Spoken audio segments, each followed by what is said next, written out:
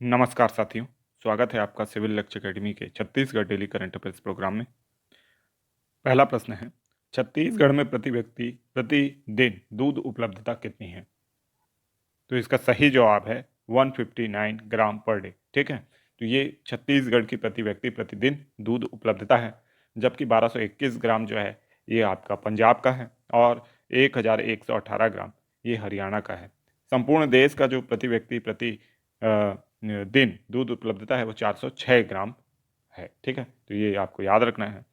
22 साल में छत्तीसगढ़ में मात्र कह सकते हैं 55 ग्राम दूध उपलब्धता बढ़ी है। ठीक है, तो ये बहुत ही खराब आंकड़ा है और 159 ग्राम जो है वो भी राष्ट्रीय औसत से कम है। नेक्स्ट क्वेश्चन है, हाल ही में संगीत नाटक अकादमी फेलोशिप किसने जीता है या यह पुरस्कार किसे मिला है? तो इसका सही जवाब है तीजन बाई को। तो तीजन बाई को हाल ही में संगीत नाटक अकादमी फेलोशिप पुरस्कार मिला है ना। और तीजन बाई को आप जानते ही हैं, इन्हें पद्म विभूषण, पद्म श्री और जो भी पद्म भूषण सम्मान है, यानी पद्म जो सम्मान है वो सारे इनको प्राप्त हो गए हैं। भारत रत्न बचा है बस। ठीक है, और इसके अलावा संगीत नाटक अकादमी पुरस्कार भी इनको मिल चुका है, अभी फेलोशिप भी इनको प्राप्त हो गई है। ठीक है, पंडवानी की जानी मानी ये गायिका हैं, लोक कलाकार हैं, है ना। छत्तीसगढ़ की संस्कृति की पुरोधा भी आप इनको बोल सकते हैं।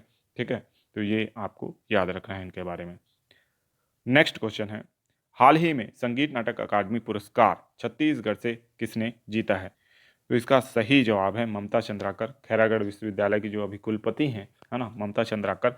तो इनको याद रखना है आपको कि इन्होंने संगीत नाटक अकादमी पुरस्कार 2019 के लिए जीता है। ये भी छत्तीसगढ़ की जानी मानी लोक कलाकार हैं, तो इनका नाम आपको विशिष्ट रूप से याद रखना है और विभिन्न पुरस्कारों से ये भी सम्मानित की जा चुकी हैं।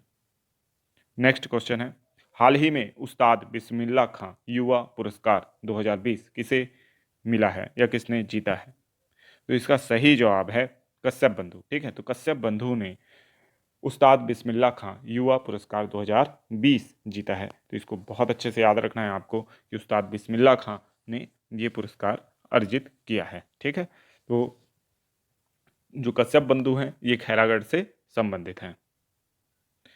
नेक्स्ट क्वेश्चन है, हाल ही में तेनजिंग नोर्गे राष्ट्रीय साहसिक पुरस्कार 2021 छत्तीसगढ़ से किसने जीता है? तो इसका सही जवाब है नैना सिंह ढाकड़ ने। नैना सिंह ढाकड़ जो कि एक पर्वतारोही हैं, एवरेस्ट पे फतह करने वाली पहली महिला है राज्य की, और इन्होंने जीता है तेनजिंग नोर्गे राष्ट्रीय साहसिक पुरस्कार 2021। ठीक है, तो इसको भी आपको याद रखना है। नेक्स्ट क्वेश्चन है, छत्तीसगढ़ की सबसे ऊंची रेलवे सुरंग कहाँ स्थित है?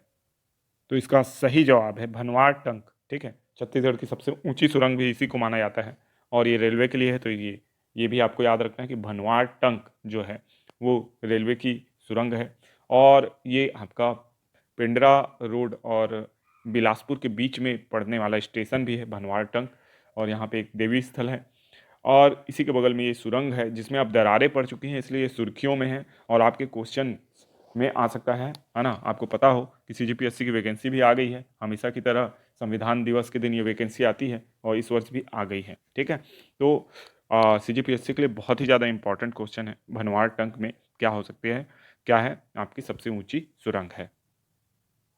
अब अंतिम प्रश्न आप लोगों के लिए है, नाक से दिया जाने वाला देश का पहला कोरोना टीका कौन सा है?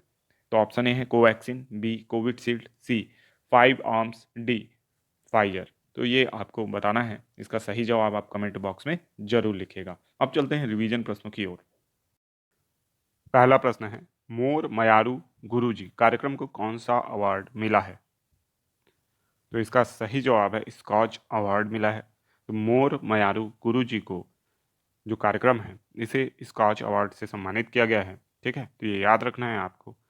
और इसके अलावा हमने पिछले वीडियोस में देखा है कि नरवा विकास के लिए भी स्कॉच अवार्ड छत्तीसगढ़ को मिला है, जिसमें भू जल संरक्षण और मृदा संरक्षण जैसे तथ्य शामिल हैं, और ये वन एवं जलवायु विभाग को मिला था।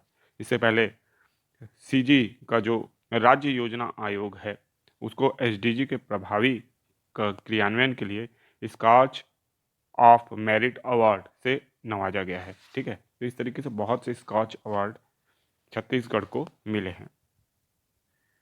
नेक्स्ट क्वेश्चन है, छत्तीसगढ़ के किस आयोग को स्कॉच अवार्ड से सम्मानित किया गया? तो इसका सही जवाब है बाल अधिकार संरक्षण आयोग। तो देखिए, उपरोक्त चारों में से बाल अधिकार संरक्षण आयोग को स्कॉच अवार्ड से सम्मानित किया गया है।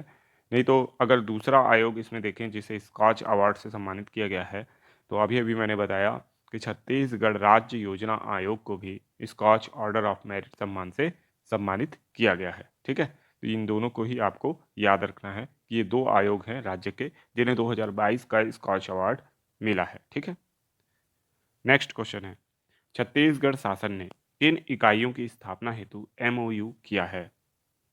तो इसका सही जवाब है उपरोक्त दोनों। तो आने वाला समय जो है वो इथेनॉल ब्लेंडिंग का है, जो कि पेट्रोल में इथेनॉल मिला के उसका एवरेज बढ़ाया जाता है और पेट्रोल को थोड़ा सस्ता भी बनाया जाता है। ठीक है, और उसकी क्वालिटी में कोई इफेक्ट नहीं पड़ता। तो इथेनॉल जो है वो बहुत ही इंपॉर्टेंट है। तो इथेनॉल के उत्पादन को पर विशेष जोर देने के लिए विभिन्न कंपनियों से राज्य सरकार ने क्या किया है, एमओयू साइन किया है। ठीक है, इसके अलावा ड्रोन ड्रोन का उपयोग देखिए केवल रक्षा क्षेत्र में नहीं अपितु विभिन्न क्षेत्रों में होता है। जैसे कि आप वीडियो शूटिंग में सबसे कॉमन आप देखे होंगे शादी पार्टियों में। इसके अलावा ड्रोन के माध्यम से जो खेत हैं उसमें उर्वरकों का छिड़काव, कीटनाशकों का छिड़काव किया जा सकता है। ट्रांसपोर्टेशन में भी ड्रोन का उपयोग किया जा सकता है। हमारा तेलंगाना राज्य ऐसा था जहाँ पे पहली बार कोविड की जो मेडिसिन है उसको ड्रोन के माध्यम से ट्रांसपोर्ट किया जा रहा था।